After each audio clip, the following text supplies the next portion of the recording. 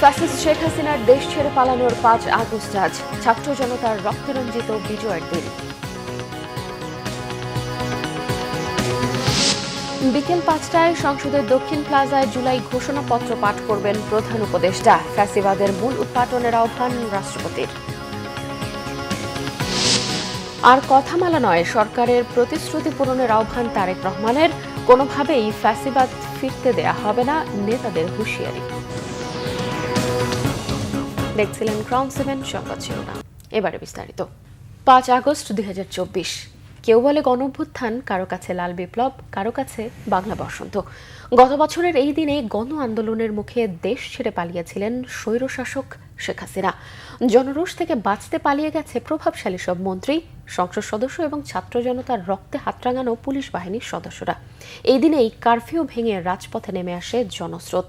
ভোটারবিহীন নির্বাচনে ক্ষমতায় চেপে বসা আর বিরোধী মতের মানুষ নিধনের সকল কুটচালের পরিসমাপ্তি ঘটে হাজারো ছাত্র জনতার রক্তস্নাত বিজয়। মুহিবুল্লাহ মুহিবের রিপোর্টে বিস্তারিত।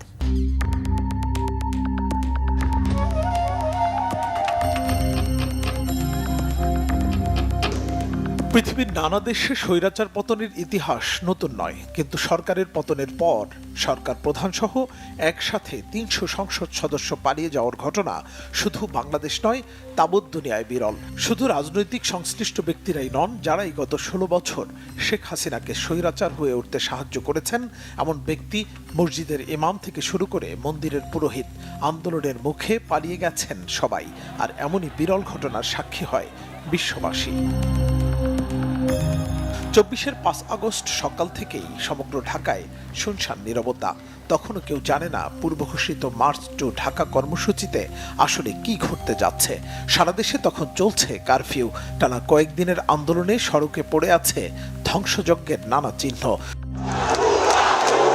দুপুরে ঢাকা অভিমুখে ধেয়ে আসা জনস্রোতের খবর সর্বপ্রথম সরাসরি প্রচারিত হয় বাংলা ভিশনে, যে খবরে চারদিক থেকে নেমে আসে মানুষ। জনসমুদ্র ছুটে যাচ্ছে গণভবনের দিকে। আপনাকে একটু দেখাতে চাই, চোখ যতদূর যায় শুধু মানুষ আর মানুষ।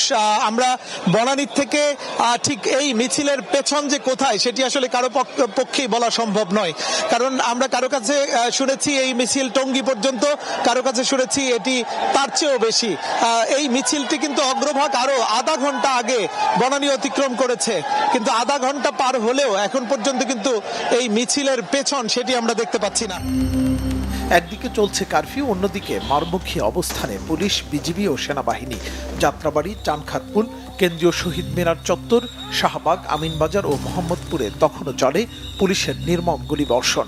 পুলিশের ল্যাথল উইপন এর সামনে বুক চিতিয়ে সেদিনও জীবন দিয়েছে অগণিত মানুষ।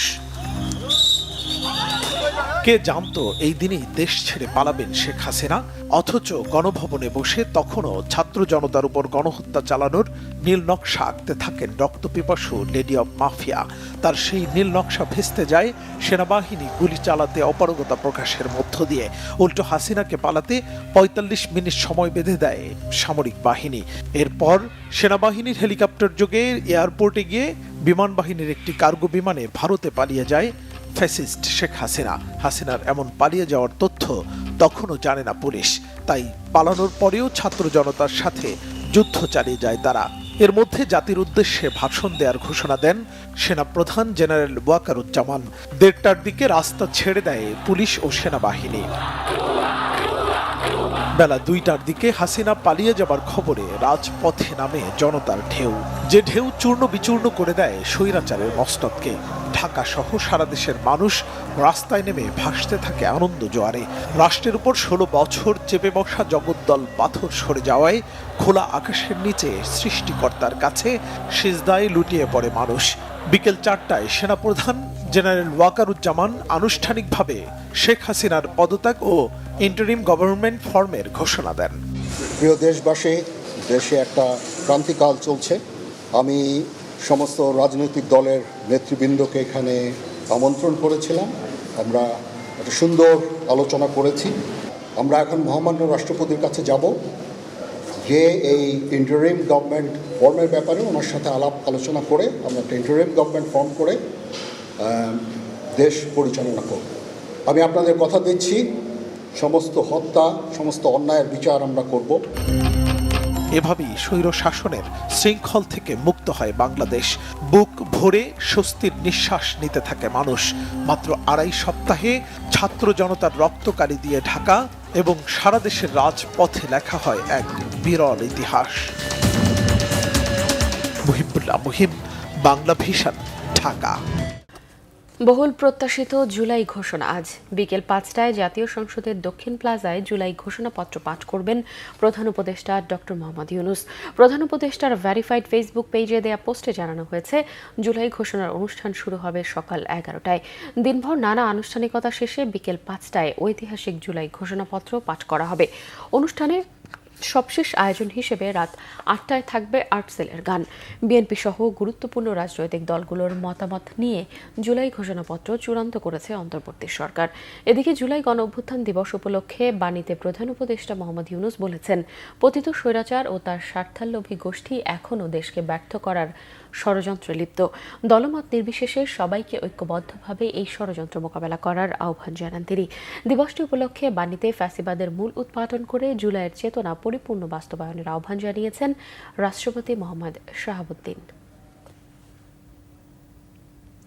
বিএনপির ভারপ্রাপ্ত চেয়ারম্যান তারেক রহমান বলেছেন, এই মুহূর্তে দেশের মানুষ কথার মালার রাজনীতি চায় না, প্রতিশ্রুতি চায় না, প্রতিশ্রুতির বাস্তবায়ন চায়। তারেক রহমান জানান, ফ্যাসিবাদ বিরোধী আন্দোলনে জাতীয়তাবাদী যুবদল শত নির্যাতনের পরেও রাজপথ ছাড়েনি। সুতরাং জনগণের সেই আস্থা ধরে রাখতে হবে। দেশের মানুষ কথামালার রাজনীতি আর চাচ্ছে না, তারা একটি পরিবর্তন চাচ্ছে, প্রতিশ্রুতি চাচ্ছে না, বরং প্রতিশ্রুতির বাস্তবায়ন চাচ্ছে। জনগণ এখন সুস্থ পরিকল্পনা গ্রহণ এবং প্রতিশ্রুতির বাস্তবায়ন চায় এবং জনগণের সেই প্রত্যাশা পূরণের লক্ষ্যে বিএনপি জনগণের জীবন মান উন্নয়নের সুনির্দিষ্টভাবে কতগুলো পরিকল্পনা গ্রহণ করছে। বহু কিছু করার আছে, বাট শুরু করতে হবে এক জায়গা থেকে। এই পরিকল্পনাগুলো বাস্তবায়নের জন্য কিন্তু প্রয়োজন আমাদের জনগণের সমর্থন। শুধু জনগণের সমর্থনই প্রয়োজন নয়, একই সাথে প্রয়োজন সমগ্র বাংলাদেশের জনগণের সহযোগিতা, প্রয়োজন বিএনপির প্রতি জনগণের রায়। কারণ আমরা মনে করি জনগণই বিএনপির সকল রাজনৈতিক ক্ষমতার উৎস।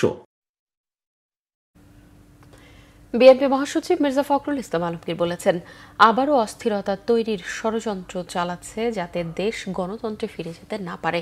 আর দলের স্থায়ী কমিটির সদস্য মির্জা আব্বাস বলেছেন, এক ফ্যাসিবাদকে তাড়িয়ে আরেক ফ্যাসিবাদ আসতে দেয়া হবে না। জুলাই আগস্ট গণঅভ্যুত্থানে শহীদদের স্বজনরা কান্নায় এক নিদারুণ আবেগঘন পরিবেশের তৈরি হয় জাতীয়তাবাদী যুব দলের অনুষ্ঠানে। সেই রেশ ধরেই আলোচনায় বিএনপি মহাসচিব মির্জা ফখরুল ইসলাম আলমগীর বলেছেন, দেশ এখন এক যুগ সন্ধিক্ষণে। আলোচনায় বিএনপি নেতারা বলেন, মানুষ আন্দোলন করেছে ভোটের জন্য, সেই অধিকার আদায় করে ছাড়বেন তারা। অনুষ্ঠানে বিএনপি চেয়ারপারসন বেগম খালেদা জিয়া, ভারপ্রাপ্ত চেয়ারম্যান তারেক রহমান এবং মহাসচিব মির্জা ফখরুল ইসলাম আলমগীরের পাশাপাশি শহীদ পরিবারের সদস্যদের মাঝে সম্মাননা তুলে দেয় যুবদল। দর্শক, এই ছিল এখনকার মতো। পরের সংবাদ সকাল 11টায়। এতক্ষণ সাথে থাকায় ধন্যবাদ সবাইকে।